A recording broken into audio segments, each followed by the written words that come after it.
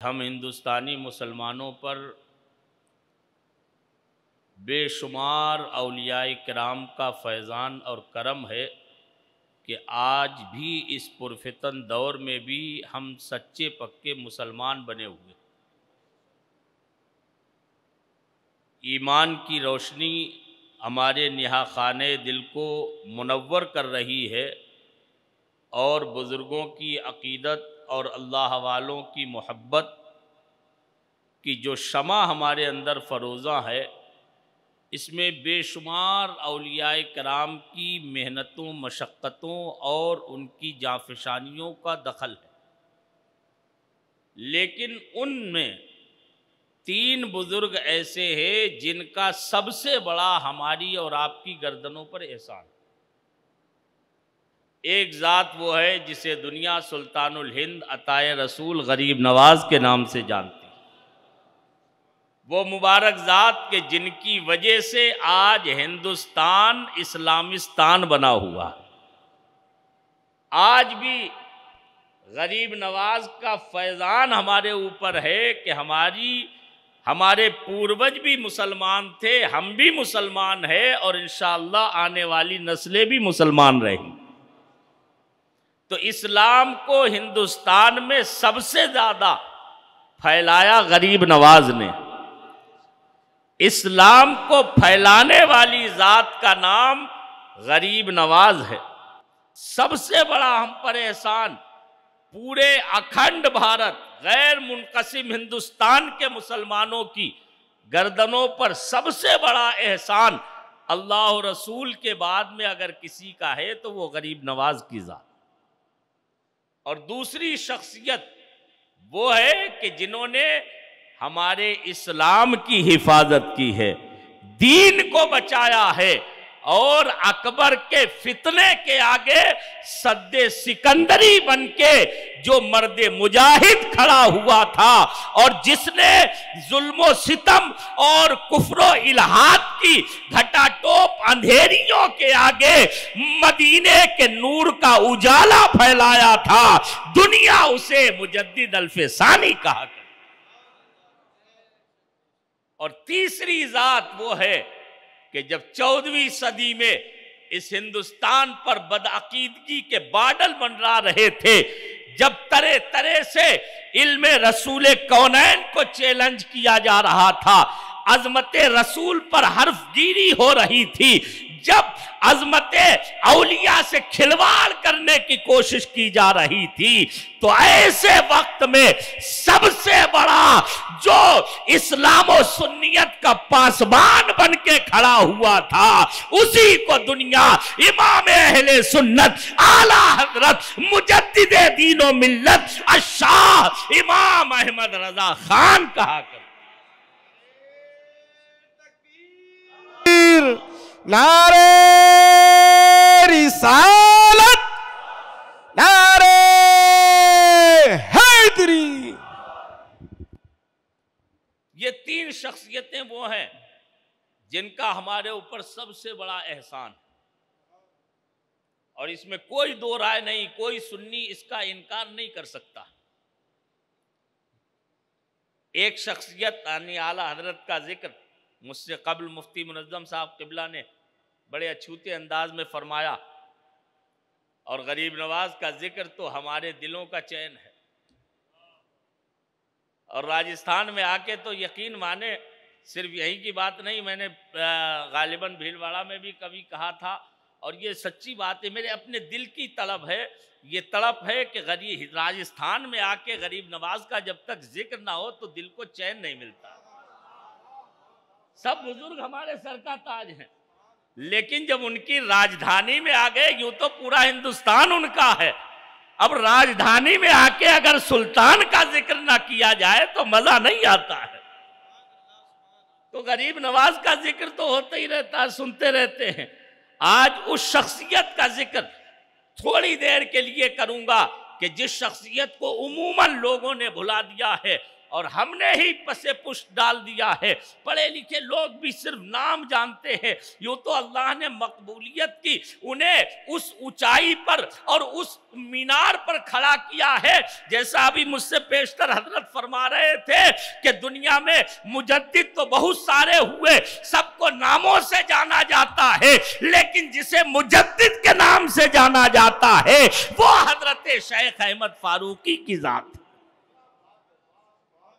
ایسی ذات مجدد صاحب مجدد الفسانی تو کہتے ہیں، لیکن مجدد الفسانی ہیں کون اور مجدد الفسانی کا کارنامہ کیا ہے؟ تو یقین جانو اگر دو لفظوں میں کہا جائے تو سچی بات یہ ہے کہ دین اسلام کی اپنے زمانے سے لے کر آج تک اور قیامت تک پاسبانی کا اگر استعارہ کوئی ہے تو وہ مجدد الفسانی کی ذات ہے۔ اگر حب رسول کا کوئی عظیم منارہ ہے تو وہ مجدد الفسانی کی ذات ہے۔ اگر فضیلت و کرامت کا جہان عظیم کوئی ہے تو وہ امام ربانی مجدد الفسانی کی ذات۔ اتنی عظیم ذات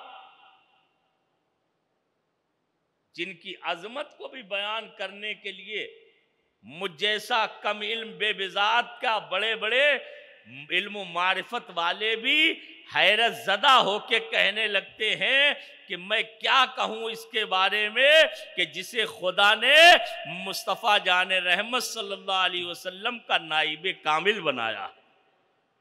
ایسی عظمت، ایسی رفعت، ایک صرف اشارہ کروں گا کتنا انہیں خدا نے نوازا تھا اور وہ کتنے عظیم تھے اور ان کی نگاہیں کہاں تک پہنچتی تھی اور بدعقیدگی کا انہوں نے قلعہ کما کیسے کیا ہے اس کا اندازہ کرنا ہو تو ان کا وہ مبارک ارشاد پڑھو۔ مبدأ و معاش شریف میں بیان فرماتے ہیں کہ میں سلوک کی منزلیں طے کرتے کرتے ایک ایسے مقام پہ پہنچا، ایک ایسے مقام پر پہنچا، ایسی منزل پہ پہنچا کہ جہاں ماضی بھی میرے سامنے تھا، حال بھی میرے سامنے تھا، مستقبل بھی میرے سامنے تھا۔ آپ کی زبان میں کہوں تو جہاں پاسٹ بھی ان کے سامنے تھا اور پریزنٹ بھی ان کے سامنے تھا، فیوچر بھی ان کے سامنے تھا۔ فرماتے وہ مقام اور منزل ایسی تھی جہاں ازل اور ابد سب ایک ہو گئے تھے۔ میں نے اسی لمحے میں دیکھا کہ فرشتے حضرت آدم کی پتلے کے لیے مٹی گوندھ رہے ہیں اور اسی وقت میں نے فرشتوں کو آدم کے پتلے کے سامنے سجدہ ریز بھی دیکھا اور اسی وقت میں نے ابلیس کو دور کھڑا ہوا عقل دکھاتا ہوا بھی دیکھا اور اسی وقت میں نے قیامت کے مناظر بھی دیکھے۔ ایک ہی لمحہ ہے، یہاں آدم کی پیدائش کا بھی منظر ہے اور قیامت کے ہولناک مناظر بھی سامنے۔ اب اندازہ کرو، غلام کہتے ہیں سنو، آج تو لوگ کہتے ہیں کہ معاذ اللہ نبی کو قیامت کے بارے میں پتہ نہیں، رسول کو پیٹ پیچھے کی خبر نہیں۔ امام ربانی نے فیصلہ کر دیا رسول تو بہت عظمت والے ہیں، ان کی عظمت کا کون اندازہ کر سکتا ہے؟ شیخ عبدالاحد کا بیٹا احمد سرہندی ایسی نگاہیں رکھتا ہے کہ جس کے سامنے ماضی اور حال اور مستقبل سب ایک ہو جاتا ہے۔ تو دنیا کو یہ کہنا پڑے گا جب ان کے گدا بھر دیتے ہیں شاہان زمانہ کی جھولی، محتاج کا جب یہ عالم ہے مختار کا عالم کیا؟ ایسا علم اور معرفت رکھنے والا وہ تاجدار اللہ نے جنہیں کیسا بنایا۔ تو اقبال کی زبانی پوچھ لو، اے اقبال تو بتا کون ہے مجدد الفسانی؟ تو مشہور شعر آپ سنتے رہتے ہیں، اقبال کیا کہتے ہیں؟ حاضر ہوا میں شیخ مجدد کی لحد پر، وہ خاک کے ہے زیر فلک مطلع انوار، اور گردن نہ جھکی جس کی جہانگیر کے آگے، جس کے نفس گرم سے ہے گرمی احرار، اور وہ ہند میں سرمایہ ملت کا نگہبان اللہ نے بر وقت کیا جس کو خبر نہ۔ اچھا تھوڑی سی بات، یہ اقبال نے جو اشعار کہے وہ کیوں کہے، اس کا بیک گراؤنڈ بھی بتا دوں آپ کو۔ سچی بات تو یہ ہے، میں اگرچہ بہت کم پڑھا لکھا آدمی ہوں، لیکن الحمدللہ مجدد الف ثانی حضور بحر العرفان کے قدموں میں رہنے کی برکت ہے کہ مجدد الف ثانی کے تعلق سے مجھے سمجھ میں نہیں آتا ہے کہ میں بات کون سی چھوڑوں اور کون سی بیان کروں۔ وہ ایسی عظیم ذات ہے، ایسی مختلف الجہات شخصیت کا نام مجدد الف ثانی ہے کہ جس کے ظاہری علم کا بھی جواب نہیں اور باطنی علم کا بھی جواب نہیں، جس کی نہ نفس گرم کا کوئی جواب ہے اور نہ ہی جس کی آہ سحرگاہی کا کوئی جواب۔ بے مثال ذات ہے اپنے وقت کی، تبھی تو دنیا نے مجدد الف ثانی کہا۔ وہ ایک صدی کے مجدد نہیں بلکہ پورے دوسرے 1000 سال کے مجدد بن کے آئے۔ اور وہ کیسے مجدد ہیں میں انشاءاللہ بہت مختصر انداز میں آپ کو ضرور سمجھانے کی کوشش کروں گا۔ اقبال نے یہ اشعار جو کہے کیوں کہے، پروفیسر مسعود صاحب نے اس کا بیک گراؤنڈ لکھا کہ اصل میں ایک مرتبہ سیالکوٹ سے کچھ لوگ چلے کہ چلو شیخ مجدد کی بارگاہ میں حاضری دینے چل رہے ہیں۔ اقبال بھی آ رہے تھے، انہیں دہلی کا سفر کرنا تھا، کچھ کام تھا، سیالکوٹ سے روانہ ہوئے، سرہند مقدس میں پہنچے تو جتنے ساتھی تھے وہ تو مجدد الف ثانی کی بارگاہ میں پہنچ گئے۔ اقبال سے کہا حضرت آپ بھی چلیں، تو کہنے لگے ارے مجھے کوئی زیادہ جو ہے بزرگوں کی بارگاہ میں جانے کا کوئی ایسا شعور بھی نہیں ہے اور نہ کوئی میری اندر سے تحریک اور جذبہ بیدار ہو رہا ہے، لہذا میں شہر کے باہر ڈیوڑی پہ بیٹھا ہوا ہوں، آپ لوگ جائیے اور ان کے مزار پر حاضری دے کے پھر آ جائیے، پھر میں ساتھ میں روانہ ہو جاؤں گا۔ اقبال وہاں نہیں گئے، باہر بیٹھے رہے، سارے لوگ چلے گئے، لیکن جو لوگ پہنچے انہوں نے کافی دیر کر دی، وہ ذکر مراقبہ کرنے لگے، وہاں بیٹھ کے اکتساب فیض کے جو طریقے ہیں مزارات اولیاء سے وہ اکتساب فیض کرنے لگے، وہ وہاں بیٹھ گئے۔ تو اب اقبال وہاں نہیں پہنچے، اقبال نے دیکھا بڑی دیر ہو رہی ہے، کیا بات یہ لوگ آئے نہیں، تو کہا چلو دیکھیں چل کے بلا لیں جا کے۔ جب اقبال امام ربانی کی درگاہ کے احاطے میں داخل ہوئے تو دل میں عجب کشش پیدا ہوئی اور دل میں خیال آئے اقبال کیسا بے وقوف آدمی ہے، ارے کچھ نہیں، دین اسلام کے بڑے مجدد اور بڑے مجاہد آدمی ہیں، ارے ان کی بارگاہ میں فاتحہ ہی پڑھ لے، کم سے کم ان کے احسان کو تو چکانے کا شرف مل جائے گا۔ دل میں خیال پیدا ہوا، کہا چلو اندر چلے گئے، فاتحہ پڑھنے جیسے ہی بیٹھے، ابھی درود پاک پڑھ کے قرآن کی تلاوت شروع ہی کی تھی، اقبال جیسا آدمی جسے دنیا فلاسفر کہتی تھی، اقبال جیسا آدمی جو شعر و شاعری کا دلدادہ تھا، اقبال جیسا آدمی جو صرف سائنس اور ٹیکنالوجی کی بات سمجھنے والا تھا، اقبال کی آنکھوں سے آنسوؤں کا سیل رواں جاری ہو گیا۔ اب تو ساتھی اٹھ گئے لیکن اقبال اٹھنے کا نام ہی نہیں لے رہے، ساتھی اٹھ گئے اقبال نہیں اٹھ رہے، روئے جا رہے ہیں، اور روتے روتے جب دل کا بوجھ ہلکا ہو گیا اور ظلمتیں چھٹ گئی تو زبان پر آئے حاضر ہوا میں شیخ مجدد کی لحد پر، وہ خاک کے ہے زیر فلک مطلع انوار۔ یہ اقبال کے اشعار کا بیک گراؤنڈ ہے۔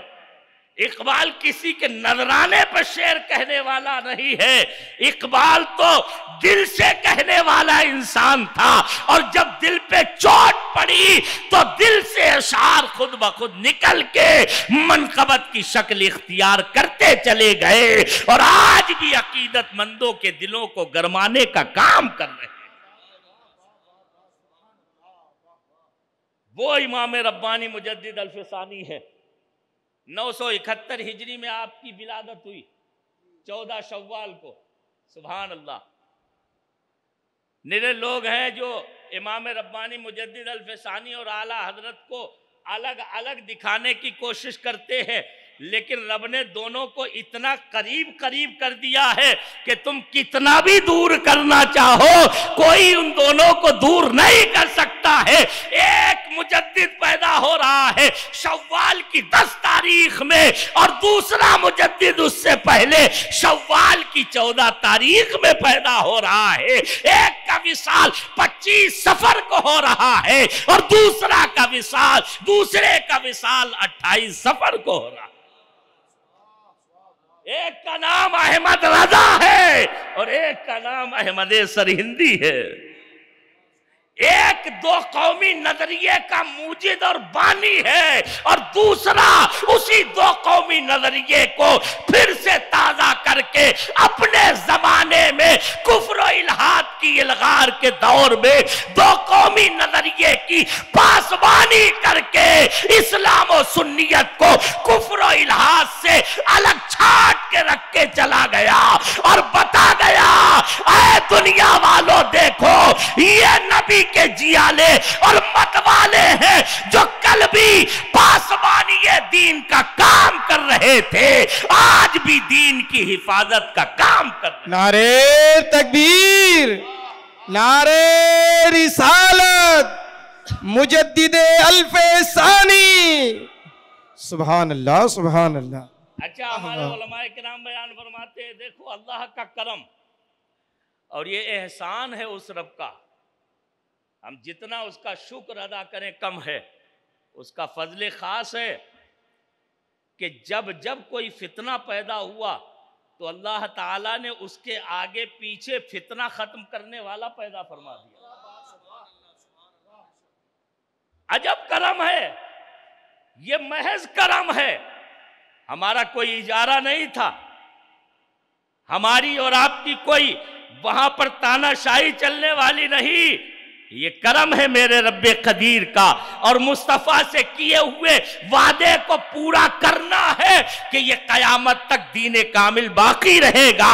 اس لیے آپ دیکھیں علماء کی زبانی سنتے رہتے ہیں کہ 1857 میں غدر ہوئی اسلام و سنیت کے لیے، انگریزوں نے بڑی مشکلیں کھڑی کر دی، حالات ہندوستان کے کتنے بگڑ گئے۔ ان فتنوں کو جو انگریزوں نے پیدا کیا، کہیں وہابیت کی شکل میں، کہیں چکڑالویت کی شکل میں، کہیں قادیانیت کی شکل میں، اور کہیں دیگر فرقوں کی شکل میں، ان کی سرکوبی کے لیے رب قدیر نے اعلیٰ حضرت امام اہل سنت کو اسی دور میں پیدا کر کے سنیت کا محافظ و نگہبان بنا دیا۔ اور اسی طرح سے اکبر 971 میں تخت پر براجمان ہوا، سلطنت ہندوستان کا حاکم بنا۔ 971 میں اکبر تخت پر بیٹھ رہا ہے اور سرہند میں مجدد الفسانی پیدا ہو رہے ہیں، مجدد الفسانی 971 میں پیدا ہوئے۔ اکبر شروع میں تو بڑا نیک پرہیزگار تھا، بڑا اچھا آدمی تھا، بڑا ہی علماء کا اور صوفیاء کا عقیدت مند تھا، اتنا بڑا عقیدت کیش تھا کہ حضرت شیخ الشیوخ شیخ عبد النبی نام کے اپنے دور کے اس کے اکبر کے زمانے کے بڑے عالم و مفتی تھے، ان کی اکبر کبھی کبھی جوتیاں سیدھی کر دیتا تھا، یہ عقیدت۔ لیکن پھر کیا ہوا؟ وہی ہوتا ہے جو ہر دور میں علماء سو کے ذریعے ہوا، جو دنیا نے اپنا رنگ دکھانا شروع کیا، کیونکہ اکبر انگوٹھا ٹیک آدمی تھا، جاہل جپٹ آدمی تھا، اس نے علماء سے مسئلے مسائل پوچھنا شروع کر دیے، دل میں تمنا پیدا ہوئی کہ اسلام کی جانکاری ہم بھی حاصل کریں، اپنے دین پر مکمل عمل کرنے والے انسان بن جائے، پوچھنا شروع کر دیا۔ اب جب مسئلے مسائل پوچھنا شروع کر دیا تو یہاں سمجھ میں آنے لگا دنیا دار جو علماء سو تھے، ہر عالم برا نہیں ہوتا ہے، لیکن اکبر کے آس پاس اس زمانے میں جو علماء پہنچے ان میں سے اکثریت ان کی تھی جو صرف دنیا کے کتے تھے، دنیا کے لالچی تھے، اور جو نیک پرہیزگار تھے انہیں سائڈ سے لگا دیا جاتا تھا۔ اگر وہ کبھی باریابی پا بھی جاتے تھے تو کچھ نہ کچھ ایسا مسئلہ کھڑا کر دیا جاتا تھا کہ بادشاہ ان سے متنفر ہو جاتا.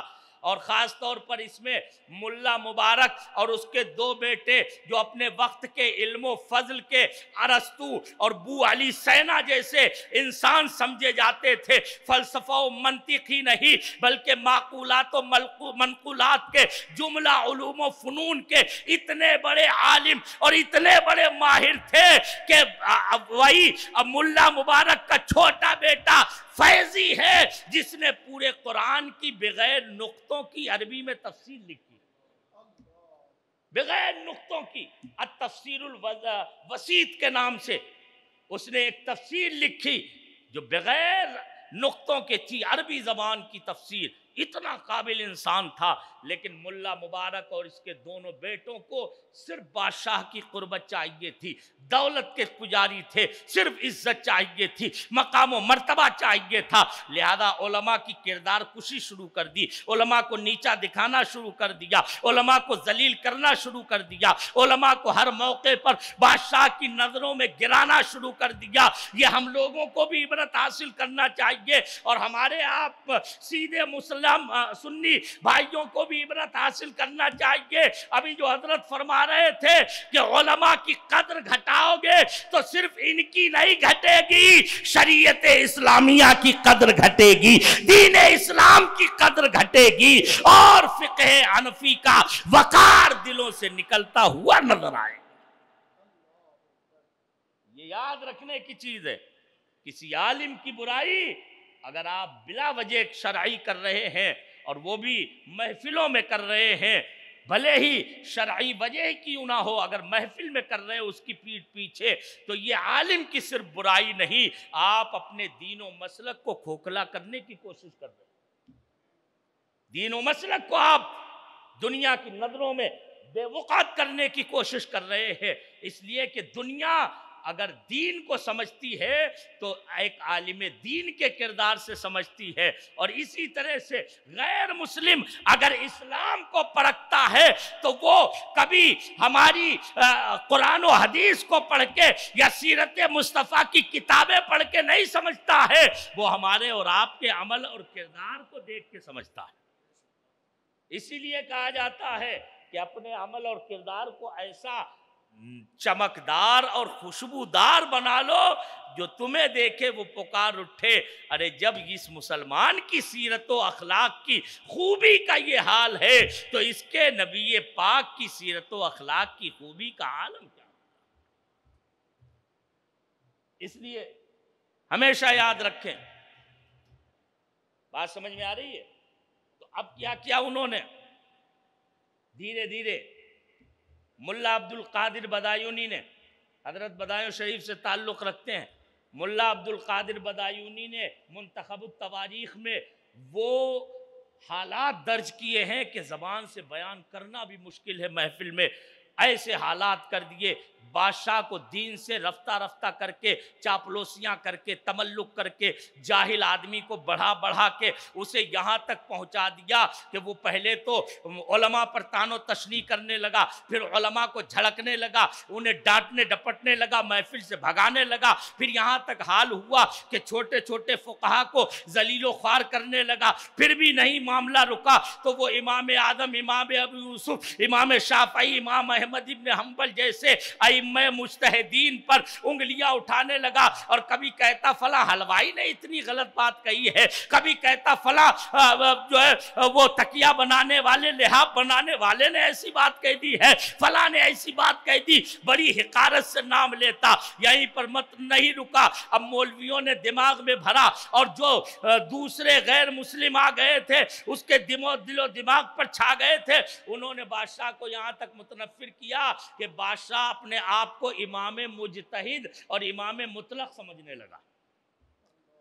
معاملہ یہاں تک ہو گیا کہ اگر کسی اختلافی مسئلے میں معاملہ طے نہ ہو پا رہا ہو تو بادشاہ جس کے حق میں فیصلہ کر دے گا وہی مانا جائے گا. بادشاہ امام مطلق.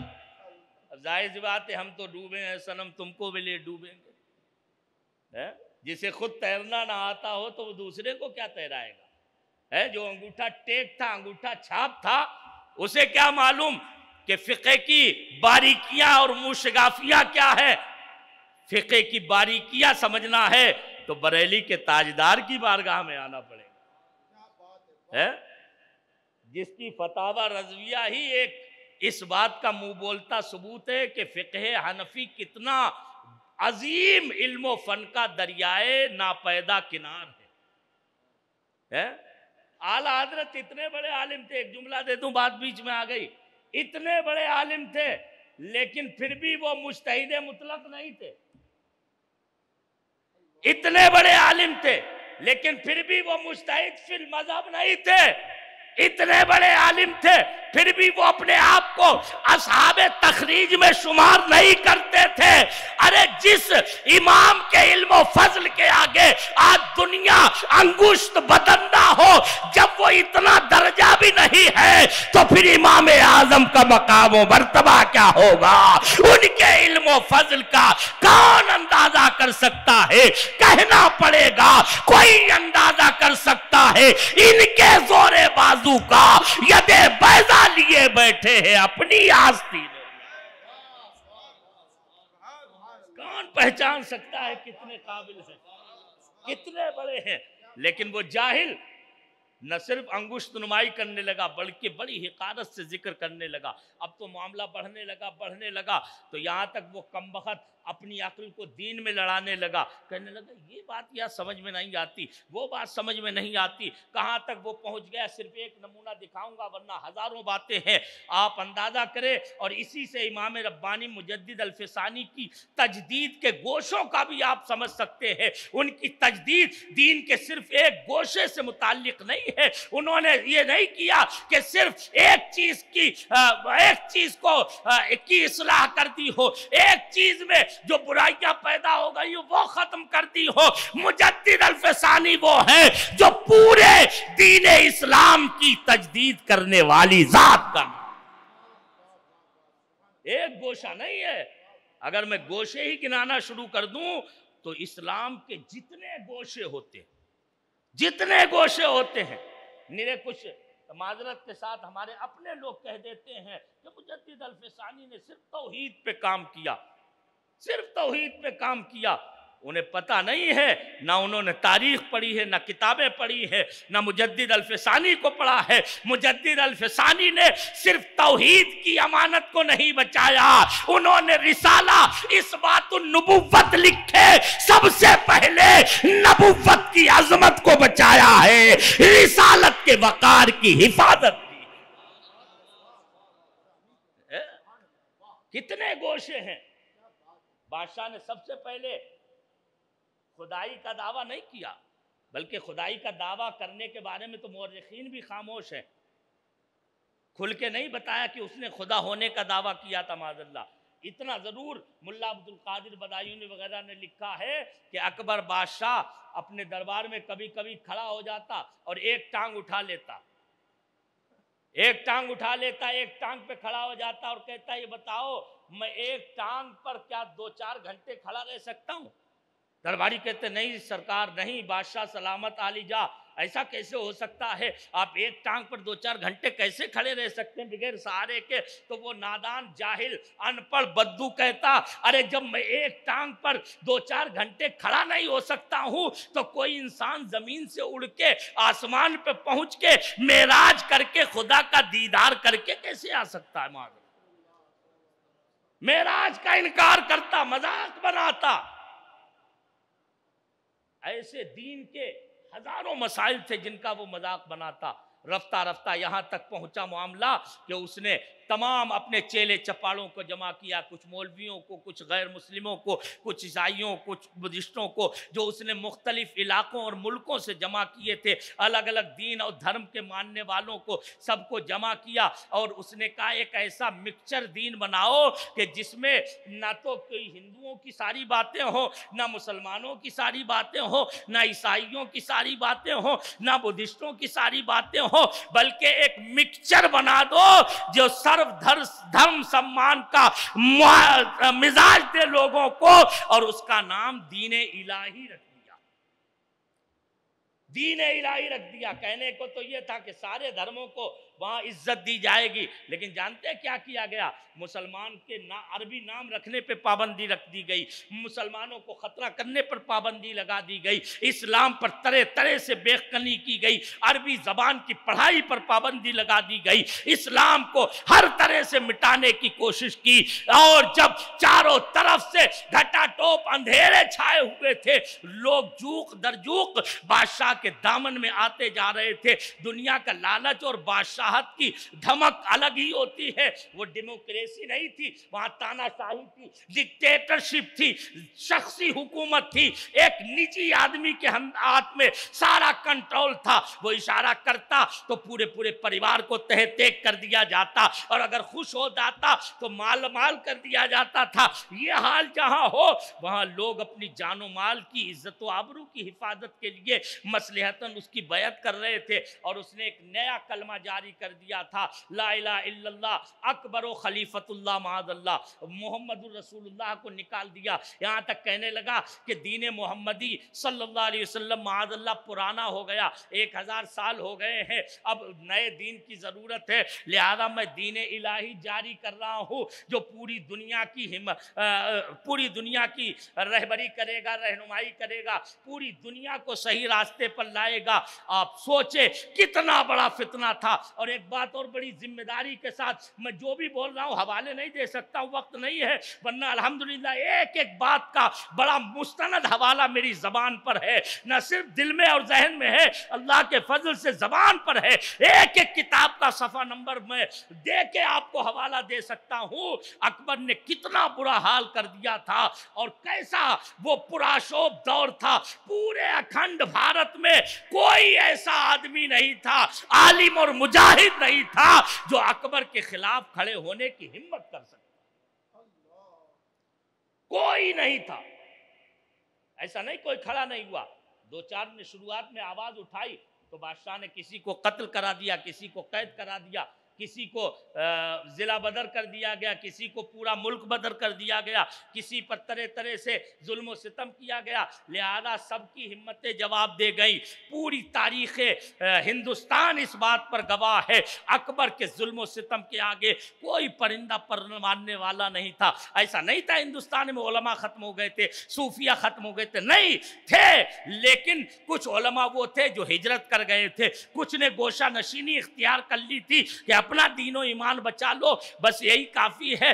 جان جوکھوں میں کون ڈالے گا، اپنی جان کو قربان کیسے کیا جائے. اکبر کے ظلم کے آگے سب خاموش ہو گئے تھے. جب کہیں سے آواز نہیں اٹھ رہی تھی، ایسے وقت میں سرہند مقدس میں امام ربانی مجدد الفسانی نے کھڑے ہو کے دنیا کو یہ کہا تھا، لوگوں سنو، میں عمر فاروق کا بیٹا ہوں. کل مکے میں جب کافروں نے یہ کہا تھا کہ علل اعلان اذان اور نماز نہیں ہوگی، تو میرے دادا عمر ابن خطاب نے علل اعلان کعبے میں نماز پڑھوائی تھی. آج ان کا بیٹا ہندوستان کے اس ظلمت کدے میں اسلام کی روشنی کا اجالا. سبحان اللہ، سبحان. نعرہ تکبیر، نعرہ رسالت، نعرہ حیدری.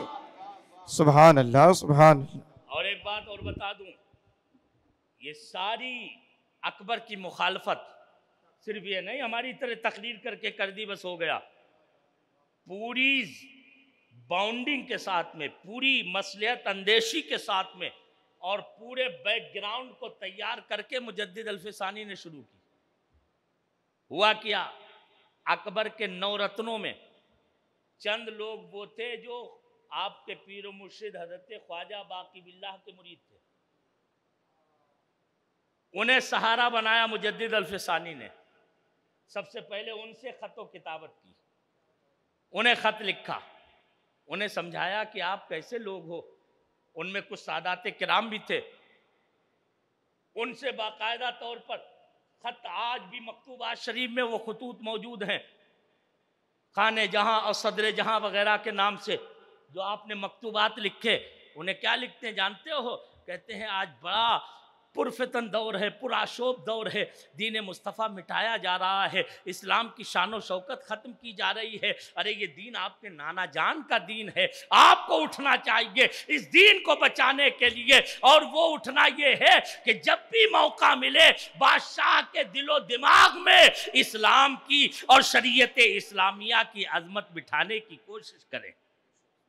ये बैकग्राउंड बनाया। दूसरा काम क्या क्या मालूम है, अपने मुरीदीन और खुलफा तैयार किए और उन्हें बादशाह के करीब करने की कोशिश की और उनके भी ज़हन और दिमाग में भर दिया कि तुम्हारा दिन रात का सिर्फ एक ही वजीफा होना चाहिए कि किस तरह से बादशाह के दिल से और जहन से ये फतूर निकाल दो कि इस्लाम माज़अल्लाह बोसीदा और पुराना हो चुका है।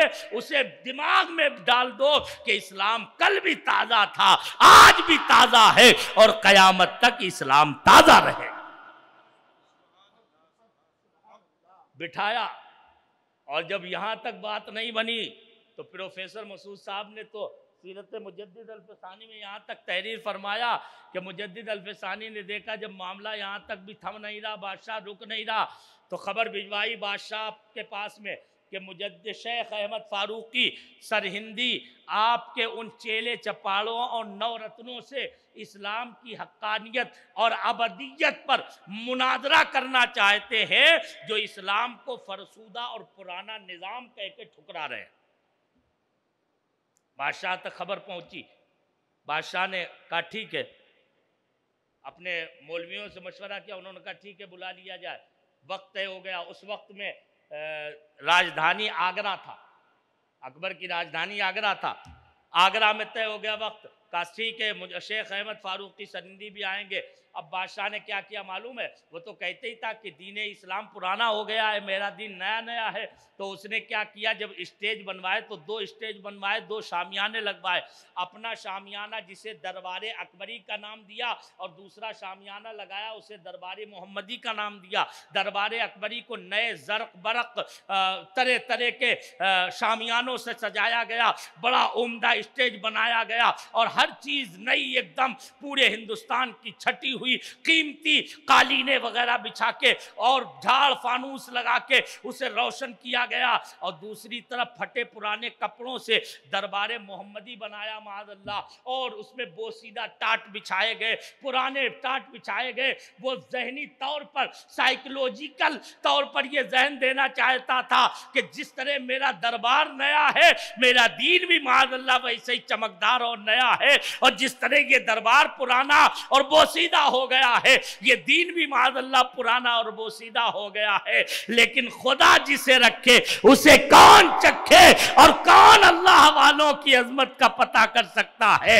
मुजद्दिद अल्फसानी की एक करामत ने अकबर की पूरी लुटिया डुबो दी, सब खत्म कर दिया। हुआ क्या,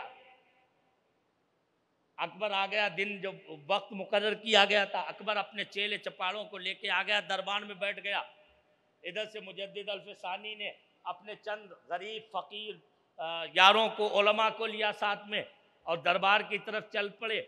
लेकिन जब दरबारे मोहम्मदी के करीब पहुंचे और सामने देखा तो सामने ज़र्क बर्क कुमकुमे लगे हुए और ज़र्क बर्क शामियाने लगे हुए हैं, बड़े अच्छे तरह से सजाया गया। यहाँ बोसीदा स्टेज बनाया गया।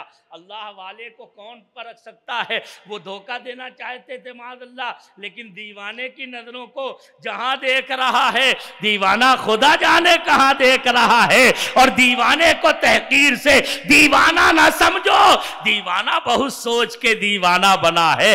ये मुजद्दिद अल्फसानी दीवाने मुस्तफ़ा था। बड़ परख गए, फौरन एक निगाह डाली, अभी स्टेज से काफी दूर पे थे, एक निगाह डाली, ऐसी जलाले फारूकी की निगाह पड़ी कि अकबर के शामियाने के तरफ ऐसा आंधी और तूफान आया कि तमाम तंबू कनाते इधर से उधर हो गए, सारे बांस बल्ली बिखर गए और ऐसा तूफान मचा, ना तो कोई शामियाना बचा, ना कोई फानूस बचा और सारा तितर बितर हो गया।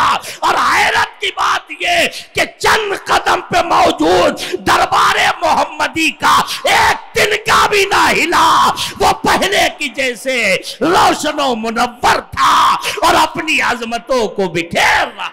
नारे तकबीर, बुलंद आवाज से नारे रिसालत, मुजद्दिद अल्फे सानी।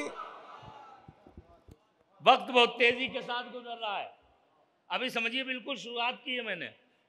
अल्लाह ताला तौफीक दे, इंशाल्लाह फिर कभी सुनाऊंगा, पूरी नहीं सुनाऊंगा, घबराइए मत। अभी इनामात भी तकसीम होना है, जो 2 रोज से इतने अजीम शान प्रोग्राम हो रहे थे माशाल्लाह।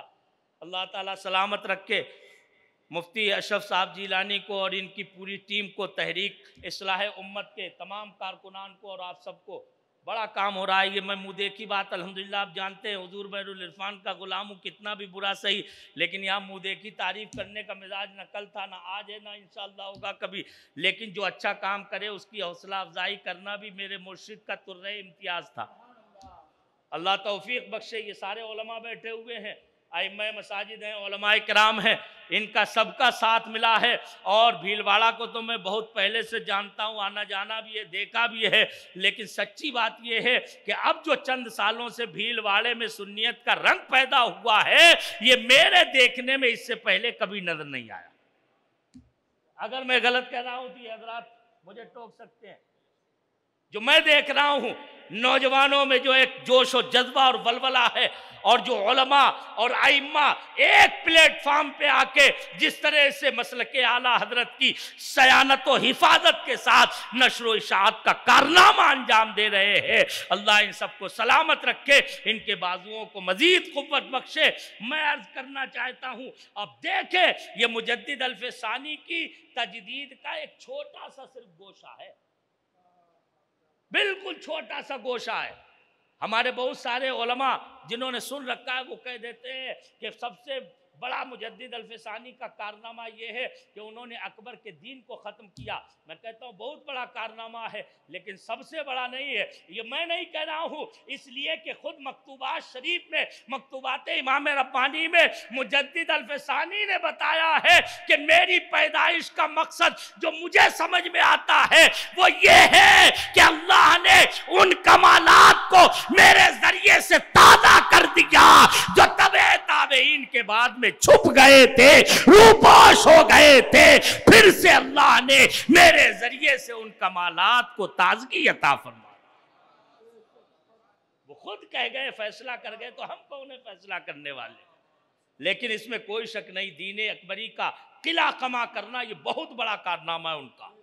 इतना बड़ा कारनामा है कि मैं तो क्या, इमामुल हिंद शाह वलीउल्लाह मुहद्दिस देहलवी जैसा आदमी कहता है, वो फरमाते हैं कि आज जो हमारे सरों पर टोपियां और हमारे चेहरों पर दाढ़ियां और हमारी ज़बानों पर काल अल्लाह काल रसूल के जमजमे हैं, हमारी खानकाहों में जो हक हू की सदाएं हैं और जो मस्जिदों से अजानों की आवाज़ें आ रही हैं, फरमाते इन सब की गर्दनों पर इमाम रब्बानी मुजद्दिद अल्फे सानी का एहसान है। उन्होंने नमाजों को बचा लिया, अजानों को बचा लिया, दाढ़ियों टोपियों को बचा लिया, इस्लाम के तमाम अहकामों कवानीन को बचा लिया। वो मुजद्दिद अल्फे सानी है। अकबर के दौर में तो ये मामला हुआ। अब जब बांस बल्ली वो गिरे तो बाद रिवायात में आया है उन्हीं में से एक बांस अकबर के सर पे गिरा, जिसपे चोटिल हो गया और थोड़े दिनों के बाद वासिले जहन्नम हो गया, मामला खत्म हो गया। लेकिन जाहिर सी बात है, कोई बुराई या अच्छाई जो शुरू कर जाता आदमी इतनी जल्दी खत्म नहीं होती। अब बेटा जहांगीर बादशाह बना तो वो भी बाप के ही ढर्रे पे, बाप की रविश पे चल रहा था। लेकिन सुभान अल्लाह, अभी तक तो मुजद्दिद अल्फे सानी ने धीरे धीरे कोशिशें की थी। तारीख के औराक गवाह इस बात के, मुस्तनद तारीख की किताबों में है कि जहांगीर का बादशाह बनना हुआ और मुजद्दिद अल्फे सानी अब तो खुल के मैदान में आ गए। अभी तक तो इधर उधर खत लिख रहे थे, اب کھل کے میدان میں آ گئے اور ایک تو نہیں اپنے کئی ایک خلفا جہانگیر کے دربار میں پہنچا دیے اور انہیں تنبیہ کر دی کہ کھانا نہ ملے برداشت کر لینا، پانی نہ ملے جھیل لینا، عزت نہ ملے جھیل لینا، عظمت نہ ملے جھیل لینا، دولت نہ ملے برداشت کر لینا، کچھ نہ ملے صبر کر لینا، لیکن کوشش یہ کرنا کہ تمہاری جان بھی چلی جائے تب بھی کوئی غم نہیں۔ کاش کہ دین مصطفیٰ کا کوئی ایک شعار، کوئی ایک رکن، کوئی ایک کام بادشاہ کے ذہن و دماغ میں گھر کر جائے اور اسلام کو پھر سے تازگی مل جائے۔ ایسے علماء لگائے، اور کیسے علماء تھے معلوم ہے؟ فیکٹری میں تیار کیے تھے، سرہند میں فیکٹری ایسی لگائی تھی معلوم ہے؟ علماء کرام تشریف فرمائے، کیا کرتے تھے امام ربانی مجدد الفسانی؟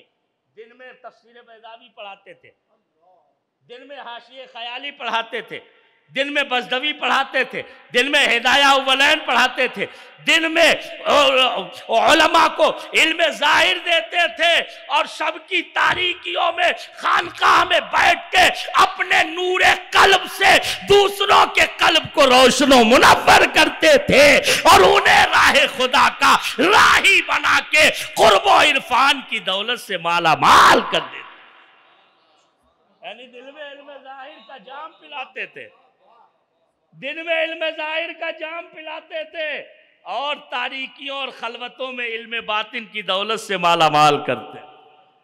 ایسے علم ظاہر و باطن کے مرقع تیار کیے تھے، مرقع تیار کیے تھے علم ظاہر و باطن کے، ایسے انہوں نے گلستہ بنا کے جہانگیر کے دربار میں داخل کیے کہ جنہوں نے اپنے اثر و رسوخ سے اسلام کی پاسبانی کا حق ادا کر دیا۔ اب ایک تو یہ کیا، اب ظاہر سی بات ہے جو کھل کے میدان میں آ گیا تو بادشاہ کو بھی تو اس کے بارے میں خبر ہو ہی جاتی، چیلے چپاڑوں نے بتانا شروع کیا۔ اور ایک مسئلہ اور ہوا، جہانگیر جب بادشاہ بنا تو اس کی بیوی شیعہ تھی، اس کی بیوی شیعہ ہونے کی وجہ سے ایران کے شیعہ ہندوستان میں آ گئے۔ آصف جاہ کا نام کا ایک جہانگیر کا سگا سالہ تھا جو ایران کا بہت کٹر شیعہ تھا، وہ ہندوستان آ گیا اور وزیر اعظم بن گیا۔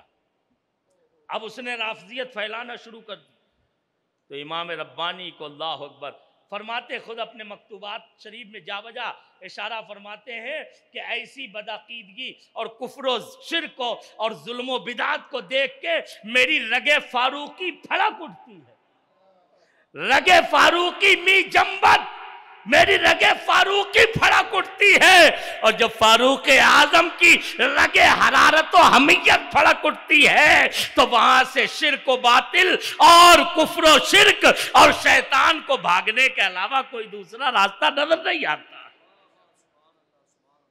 تو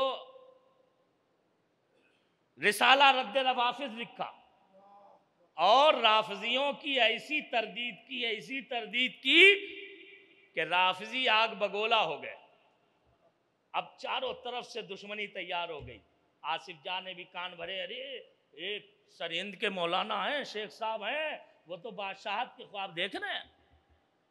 کسی نے بڑھا، رہے وہ اپنے آپ کو پتہ نہیں کیا سمجھتے ہیں، آپ کے خلاف بغاوت کی چنگاری تیار کر رہے ہیں، فلاں ان کے مرید ہیں، فلاں ان کے متعلق ہے، مہابت خاں ان کے بڑے سچے عقیدت مند ہیں، صدر جہاں ان کی بڑی محبت کا دم بھرتے ہیں۔ ارے یہ آپ کے جو نورتن ہیں، یہ آپ کے جو خاص وزراء حکام عمرہ ہیں، یہ سب ان کا دم بھرنے والے ہیں۔ ایسا نہ ہو کسی دن تختہ پلٹ دیں، انہیں بلا کے اپنے ضرور فرمائش کرو۔ اور کسی نے یہ بھی لگا دیا، ارے وہ تو ایسے ہیں، وہ تو اپنے آپ کو ابو بکر و عمر سے بھی افضل کہتے ہیں، معاذ اللہ۔